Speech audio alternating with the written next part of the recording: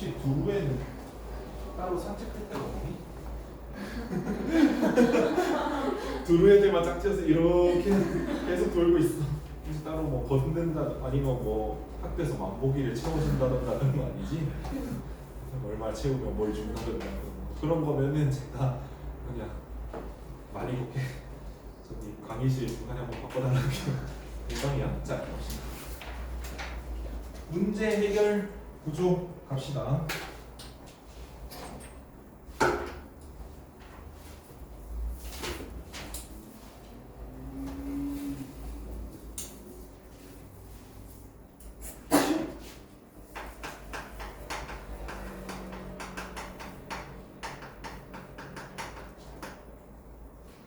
자, 문제 해결 구조 동그라미.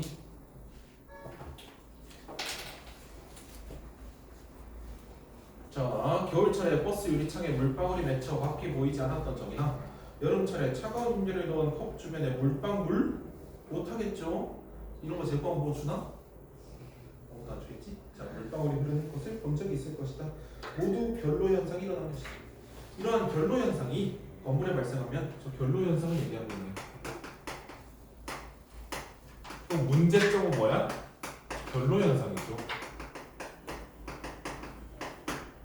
별로 현상이 문제점이겠죠? 그치?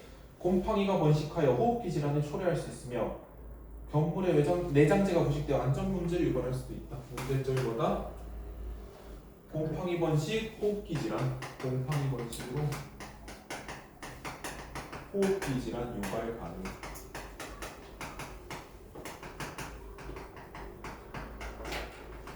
또 건물의 내장재 부식으로 안전 문제 유발 가능.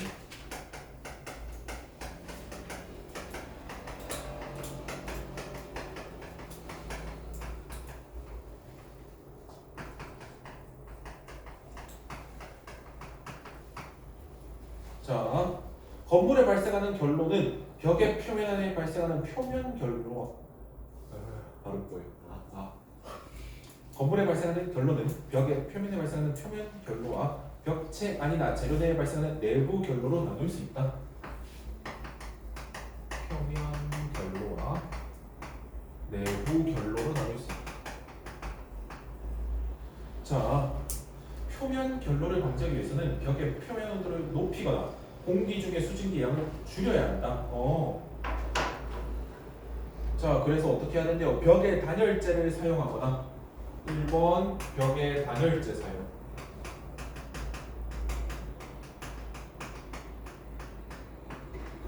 자, 그리고 2번 환기를 통해 실내의 습도를 낮추는 방법.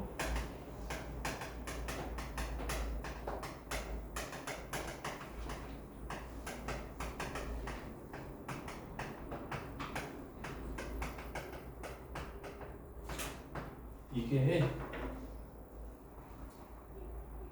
둘 다 안 되는 게 어디냐면 반지하예요. 반지하에 살면 둘 다 안 돼요. 왜 일단 뭐가 안 되냐면 벽에 단열재 열심히 써줄 거면 반지하세가 올라갑니다. 반지하세 오지게 올라가고요. 또 환기. 자, 환기를 하려고 문을 열었어. 앞에 벽이요, 땅이요. 이렇게 왜 여러분 영화 기생충 보셨어요? 네. 거기 보면 반지하 뷰 딱 나오죠. 근데 그거보다 더 낮은 것도 반지하라고 팔아요. 서울 가면. 반지하는 반만 지어야 되잖아. 보이긴 보여야 되잖아. 이렇게 봐도 안 보여. 그것도 반지하라 그래요. 왜 지하가 아닌데요? 남의 집 지하층보다 조금 높으니까 뭐 이런 말을 합니다. 환기 되겠니? 문 열는데 벽이요. 그럼 공기 이렇게 쏴주지 않는 이상 환기 잘 안 되겠죠. 그렇지. 그래서 반지하 방 열어보면은 벽지가 어떤 데는 두꺼운 게 있어. 두꺼워. 왠지 알아? 이 곰팡이 핀 벽지에 그대로 덮었거든. 안 긁어내고. 그 다음에 또 그러면 이제 여름 지나고 나면 곰팡이가 펴. 어떻게? 다음 나가겠지. 곰팡이 하면서 그 집에 나가겠지. 그럼 세입자 들어오기 전에 또 덮어.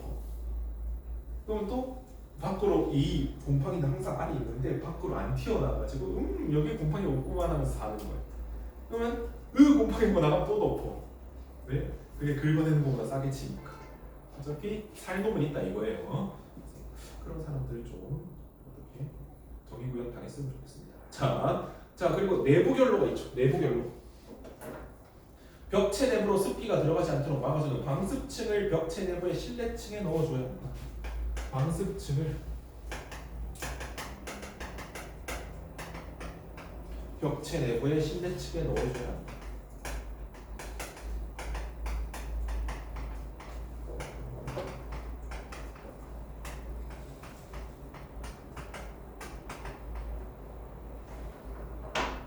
그쵸 여러분? 되게 당연한 얘기예요. 왜? 여러분 벽돌 젖긴 젖죠? 네. 그치? 벽돌도 젖어요. 그러면 시멘트도 젖죠. 이렇게 되어 있을 때 한쪽은 습기가 이렇게 젖어서 넘어가지 않아야지 안에는 안 습할 거 아니에요. 아니면 이제 건물이 푹 젖는 거죠. 야, 너 밖에 나가지도 않고 비 오는 거 어떻게 알아? 지금 여기 물 흐르잖아. 대참사죠. 그치? 그래서 방수증이 있어야 된다는 거예요. 이때 폴리우레탄 판처럼 재료 내부로 습기가 들어가는 것을 차단하는 재료를 방수층을 활용하면 내부 결로를 방지할 수 있대요. 그럼 표면 결로와 내부 결로 둘 다 어떤 문제점이 있다. 어차피 결로는 다 곰팡이 면색해서 호흡기 질환을 유발할 수 있고요. 건물 내장재를 부식시켜서 안전 문제를 유발할 수 있다. 그러면 표면 결로 따로 이렇게 해결할 수 있고 내부 결로 따로 이렇게 해결할 수 있다. 이런 구조인 거죠. 그치? 그래서 이런 걸 문제 해결 구조라고 하고 또 이렇게 써져 있기도 해요. 대시해가지고 문제 해결 구조 이렇게 써져 있기도 한데요. 크게 상관없습니다. 근데 결국은 뭐예요? 그래서 이런 걸 빨리 찾자는 거예요. 뭐 1번에 문제점을 제시하고 해결 방안도 제시하고 있는지. 그러면 읽다 보니까 구조 딱 나왔네. 그럼 이거 풀어버리면 되는 거죠. 그치? 문제를 보이를 풀어버리면 되는 거예요. 이런 데서 가는 겁니다. 밑에 문제 풀어보세요.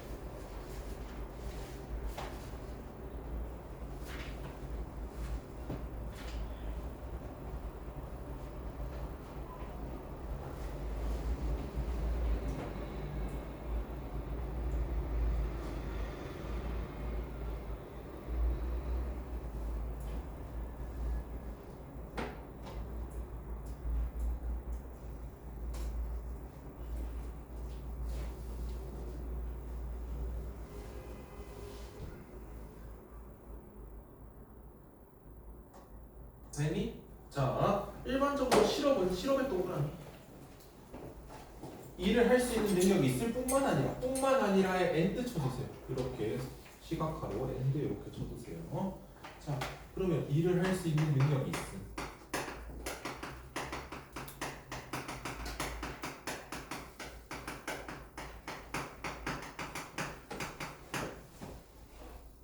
일할 생각을 가지고 있지만 일자리를 갖지 못한 상태를 말합니다.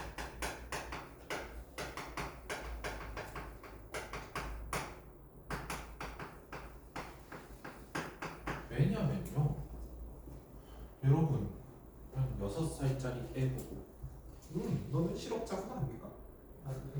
실업자 셀때 얘 회사 없고 너네 학생이라 치고 5살? 회사가 없구나 이렇게 씁니까? 안 세죠. 걔네 모범이 일을 할 수 있는 능력이 없죠. 걔네한테 야 너 일할 생각 있니? 네. 아 대기업 가야죠 이럽니까? 아니죠. 그렇지. 그것도 없고요. 일자리는 갖지 못하면 맞아도. 그래서 실업은 요 조건이 다 충족이 돼야 돼요. 그래서 일할 생각을 안 가진 사람들 있잖아요. 일은 없는데 일할 능력은 있고 일은 없는데 일할 생각을 안 가지고 있는 사람들은 실업률로 안 세고 따로 구직 포기자 뭐 이렇게 셉니다. 이거 되게 뭐냐 은근히 꽤나 유용한 개념이에요. 첫 줄에 실업의 개념을 제시하고 있나요? 그렇죠. 자, 실업은 경제적으로나 개인적으로 여러 가지 폐해를 초래한다. 실업의 개념이 일단 제시되고 있고.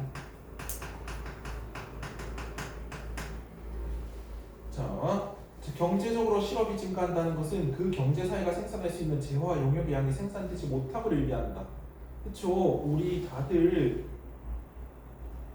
뭐 딱 말했을 때 우리 다들 써야 되는 생필품들이 있죠. 생필품들이 있는데 뭐냐 일하고 있는 사람이 없다 쳐봐요. 되니? 안 되겠죠. 공급이 안 되겠죠. 그치? 자 그리고 용역이라는 것은 일이에요. 재화라는 것은 물건 이렇게 생각하시면 되고 용역은 일이나 서비스 이런 걸 생각하시면 돼요. 자 여기서 생산할 수 있는데도 불구하고 생산하지 못하는 재화 용역의 양이 바로 실업의 경제적 손실이다. 아하, 실업의 경제적 손실에 대한 개념이 나오고 있네요.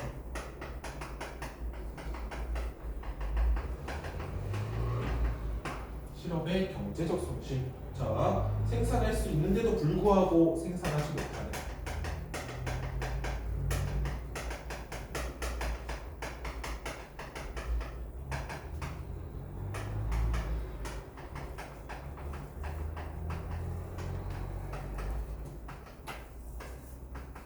생산하지 못하는 재화와 용역의 양.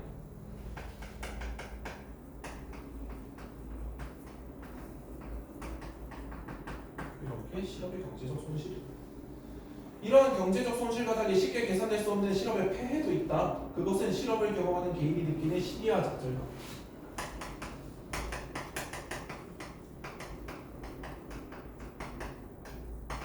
실업을 경험한 개인이 느끼는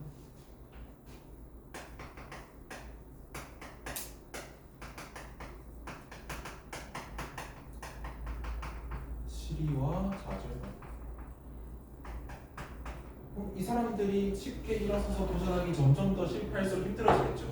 그렇지? 슬프고 안 되나 보다 싶고 그러면 구직 포기하고 그런다는 거예요. 자, 대부분의 국가에서는 실업을 해소하기 위해 여러 가지 정책을 시행하고 있다. 자, 실업을 해소하기 위해 여러 가지 정책을 시행하고 있다. 밑줄.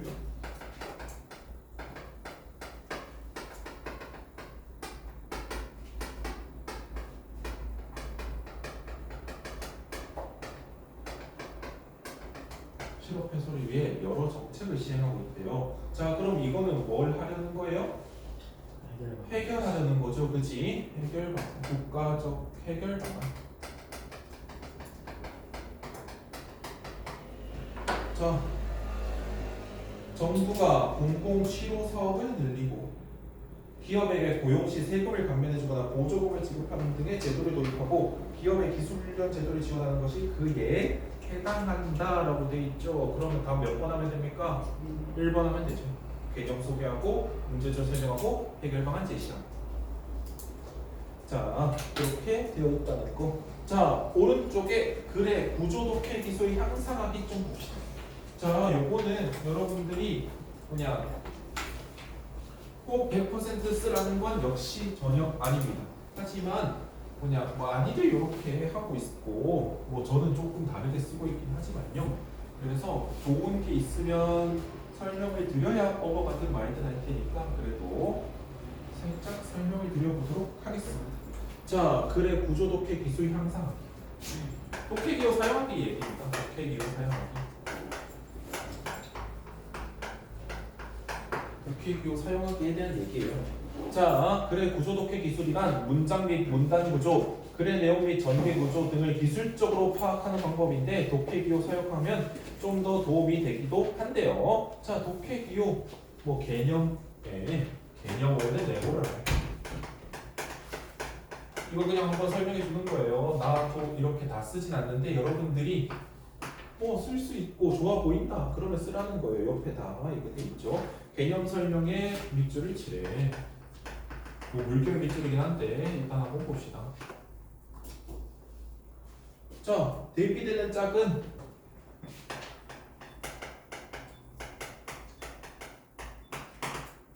나는 뭐 모양을 다르게 하긴 합니다. 보통 동그라미 세모 해가지고 글쓴이 쪽에 더 쏠려 있는 걸 동그라미 하고 아닌 쪽을 세모로 하긴 하는데요. 요렇게도 많이 합니다. 왜냐면 우열을 가릴 수 없는 애들이 있어요. 뭐가 좋은 거고 뭐가 나쁜 건지, 뭐가 글쓴이가 좋아하는 거고 뭐가 글쓴이가 조금 멀리 하는 건지 그런 걸 가릴 수 없는 것들이 있어요. 단순한 설명 문제 같은 경우에. 그렇죠? 그럴 때 많이 쓰는 겁니다. 뭐 당연히 뭐냐 어떤 선호가 보인다면 이런 게 더 시각화가 잘 되긴 하겠죠. 그래서 저는 밑에 걸 좀 더 설명할 때 많이 쓰는 편이거든요. 왜냐면은 선호가 많이 보여서. 자, 문제점과 대안. 뭐 여기서는 뾰족가루랑 대가로 쓰고 있네요. 문제점과 대안. 근데 역시나 뭐 문제점에 아예 네모를 쳐놓고 대안들에 다 밑줄을 치든 상관없습니다. 그냥 요런 정보 구분이 가능하다는 게 중요한 거예요. 요런 정보의 구분들이 가능하다는 게 중요한 거지. 요렇게 필기하자가 메인이 아닙니다. 아시겠죠? 자, 과정. 뭐 슬래시 하고 요 과정 끝났다 그러면 슬래시 두 번 하는 거 요거 시각화에 굉장히 괜찮아요. 어떻게 해서 어떻게 하고 마지막에 끝 이렇게 두 번 쳐주는 거 굉장히 시각화에 괜찮습니다. 자, 지칭어나 명칭 동그라미 아주 많이 하고 있죠. 그지? 지칭어나 명칭에 동그라미 하는 거 아주 많이 하고 있는 거니까 그리 신경 쓸 거 아니고요. 그 다음에 원인과 결과 중요한 거는 이런 거죠.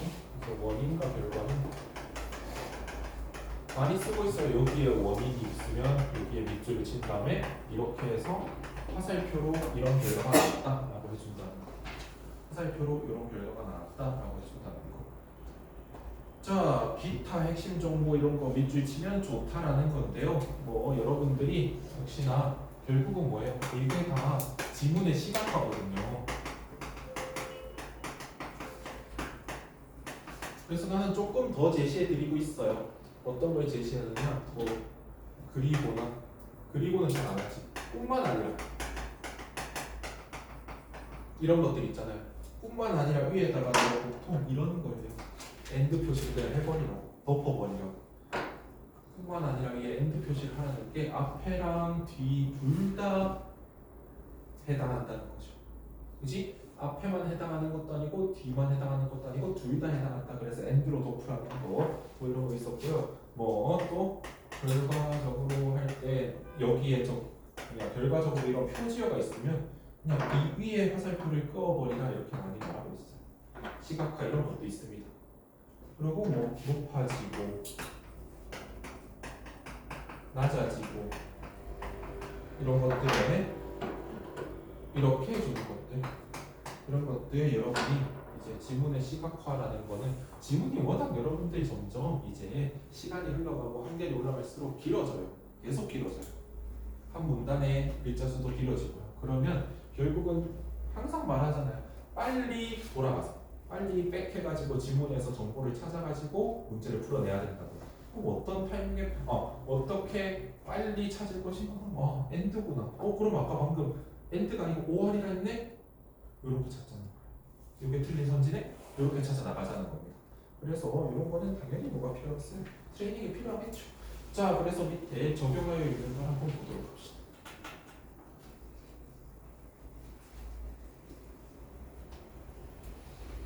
자, 어떤 온도에서 용매 100g에 최대로 녹을 수 있는 용질의 그람 수를 용해도라고 한다. 뭐뭐라고 한다. 뭐를 밝혀주는 거죠?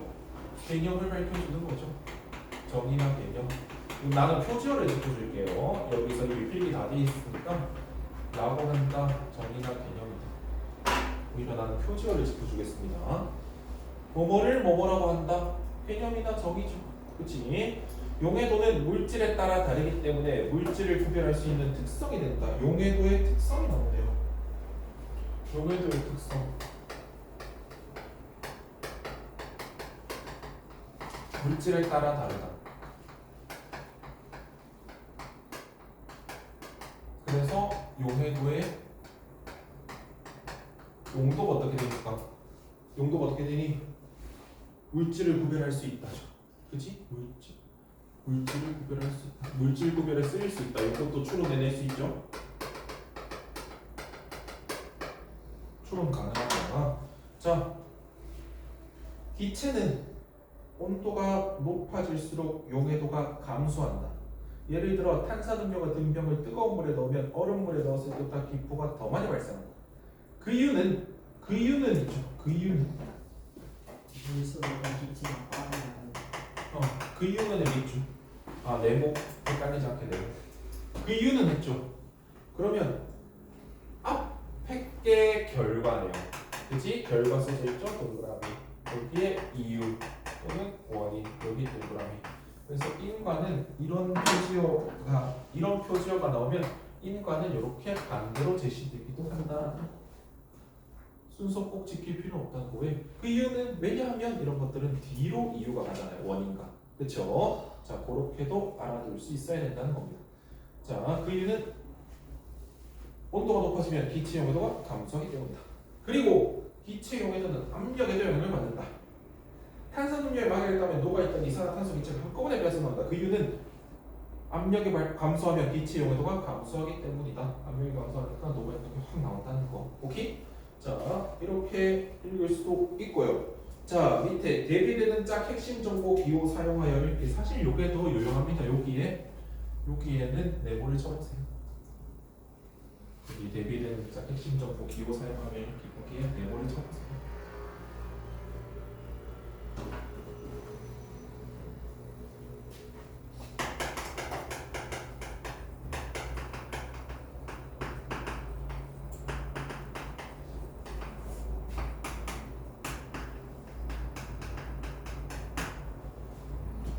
소비자 유형을 생각, 느낌 등의 구매 결정 요인에 따라 분류할 때 느낌보다 생각의 영향을 상대적으로 더 받는 소비자 유형의 경우 합리적 소비자와 습관적 소비자로 나누어 볼 수 있대요.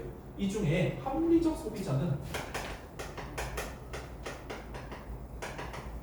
책 따라서 한번 해볼게요. 합리적 소비자는 습관적 소비자보다 구매 시 생각의 영향을 더 많이 받는다.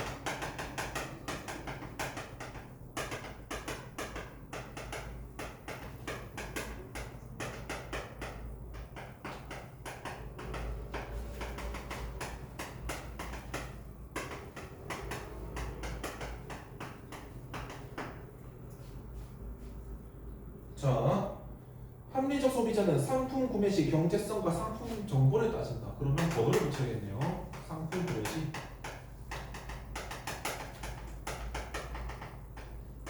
경제성과 상품 정보를 따진다.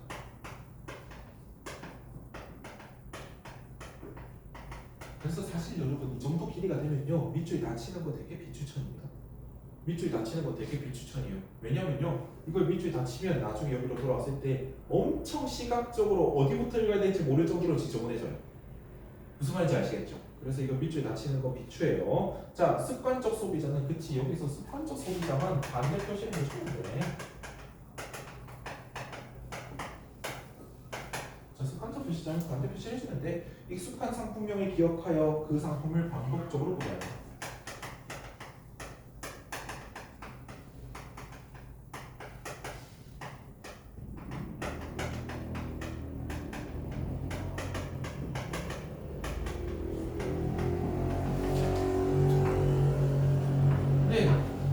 여기에서 5월이 있어 보이는가 하면은 조금 생각해 봐야 돼요.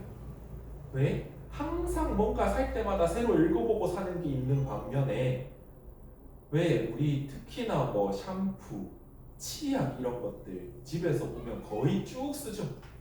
선물 세트 들어오는 시즌 아니면 거의 그냥 우리가 맨날 사던 거 쭉 사서 써요. 왜? 그게 해보니까 우리 가족한테 문제없이 잘 맞더라. 무난하게 쓸 수 있더라라는 거니까요. 그렇지? 그러면 합리적 소비가 100% 습관적 소비보다 우월한가? 라고 했을 때 이 특성들에서는 물음표가 붙는 거죠. 그렇지? 그래서 뭔가 우월성이 딱히 성립되지 않는다까지 쓰려면은 이런 게 좋은데 아직까지 여러분들 뭐 고등부까지는 동그라미 세모에도 전혀 상관없어요. 솔직히.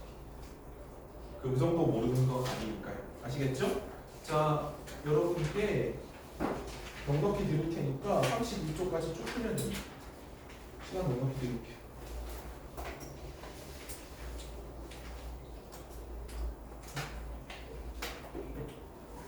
얘 왜 중앙부에 들어왔냐? 잘못 보는 거 아니지? 참깨는 어? 참깨는 뭐 쏟아져? 그러고 계세요.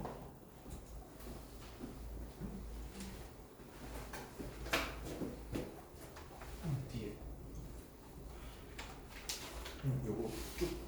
32쪽까지 풀고 있어.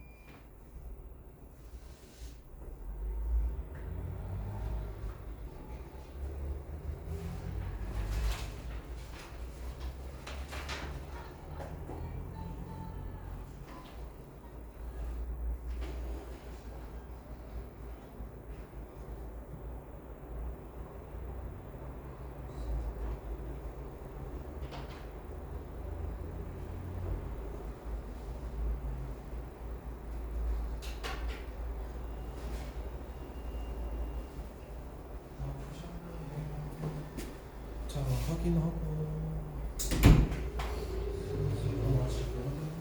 아프셨네. 아직 좀 나오고.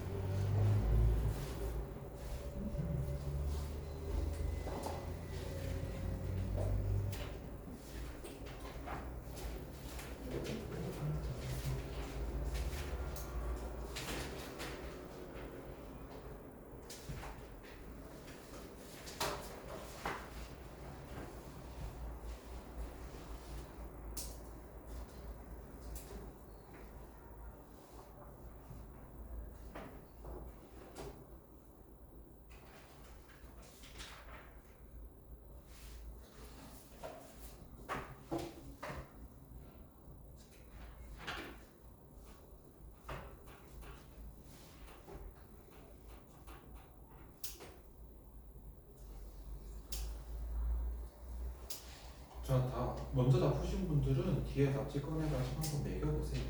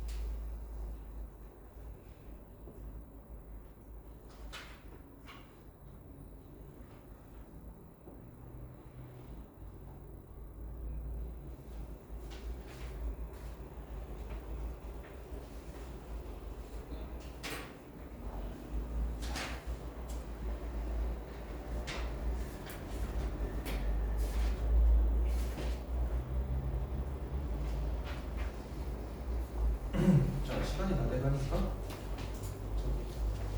한번 보도록 합시다. 자, 5번부터 좀 넓혀서 볼게요. 독해 기호를 적용하여 다음 글을 읽고 글의 내용을 이해하기 위해 활용한 읽기 방법을 아래와 같이 정리할 때 기억에서 티읕에 들어갈 알맞은 말을 각각 찾아 쓰세요 했습니다.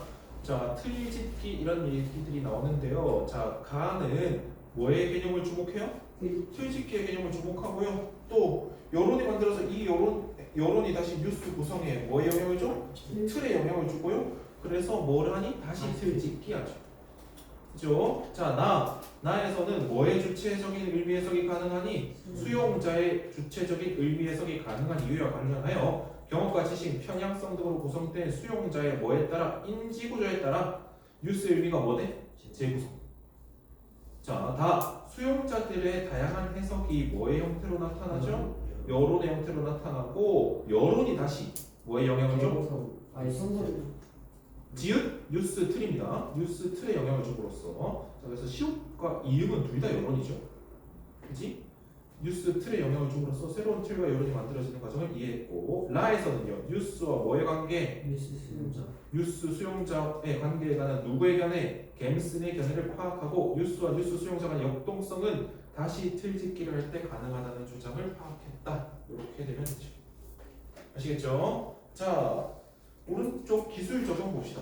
오케스트라 공연 얘기가 있네요. 자, 오케스트라 공연에서 지휘자는 요거 좀 읽어볼게요. 오케스트라 공연에서 지휘자는 연주자들이 박자를 잘 맞출 수 있도록 손으로 표시할 뿐 아니라 여러 가지 표정, 몸짓 등으로 감정을 표하거나 음악의 느낌을 이끌어낸다. 공연이 끝난 뒤 박수를 가장 많이 받고 가장 주목받지만 지휘자가 오케스트라에서 이와 같은 위상을 갖게 된 것은 그리 오래된 일이 아니래요. 지휘자가 요 정도 좀 친 거는 그리 오래된 일이 아니라네요. 자, 지금보다 오케스트라의 규모가 작고 음악이 복잡하지 않았던 시대에는 연주자들끼리 박자를 맞추고 신호를 주고받으면서 연주했다. 그치? 아니 한 4명 하고 있으면 그냥 하나 둘 셋 넷 하고 하면 돼. 그치? 12에서 15명으로 구성된 17세기 실내 오케스트라에서는 챔발로 연주자가 다른 연주자를 이끌고 지휘자 역할을 했는데 그는 대개 그 음악에 뭐였다? 작곡가였다. 그는 지휘 없이 약박에서 손을 올리고 강박에서 손을 내려긋는 등의 비교적 단순한 동작으로 지휘했다. 18세기에 좀 더 복잡해진 근대적 형태의 오케스트라가 출현하자 이들의 조화를 이끌어낼 수 있는 지휘자가 필요해졌다. 18세기에 복잡해지니까 지휘자가 필요해졌다라는 거죠. 그치? 이 시기 오케스트라에서는 챔벌러 연주자 외에 오케스트라 제1바이올린 파트의 리더이자 전체 오케스트라를 대표했던 악단이 활로 지휘하며 연주자들을 이끌기도 했다. 자, 하지만 이 당시까지의 지휘자는 다른 연주자들과 함께 박자를 맞춰 합주하는 것이 여전히 더 중요한 일이고, 자 지금 지휘자 합주하니? 옆에 악기 냅두고 바다다다다 하다가 지휘하니? 아니지. 자, 전체를 이끄는 것은 부차적인 일이었다. 오케스트라의 규모가 커지고 음악이 더욱 복잡해진 19세기에는 지휘를 전담하는 지휘자가 등장했다. 이때부터 지휘자는 악보의 내용을 단순히 재현하는 역할을 넘어 작품을 새롭게 해석해서 창조하는 예술가 역할을 하게 되었다. 이때부터 밑줄 예술가 역할을 하게 되었다. 밑줄.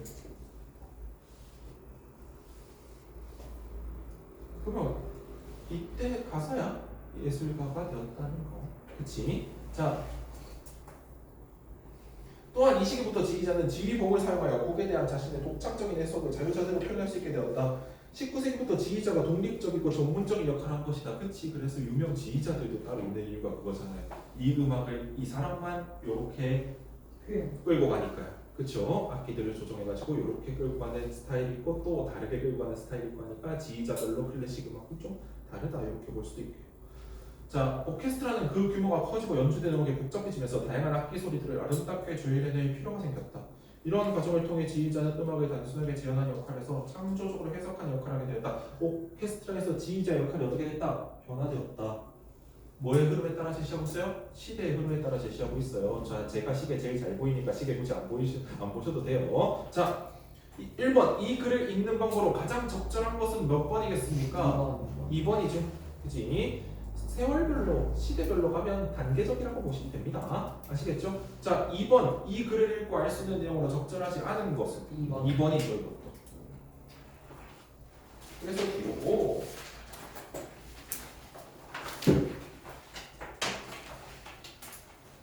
자, 뭐 ATP 이런 유전자 얘기를 하는데요. 결국은 여러분 이 지문 자체를 싹그리 싸잡아 모두 이해할 필요가 있나요? 없어요. 그러면 이거 국어 아니에요. 그거 아니고 뭐야? 천하제일 암기 대회야. 천하제일 지식 대회야.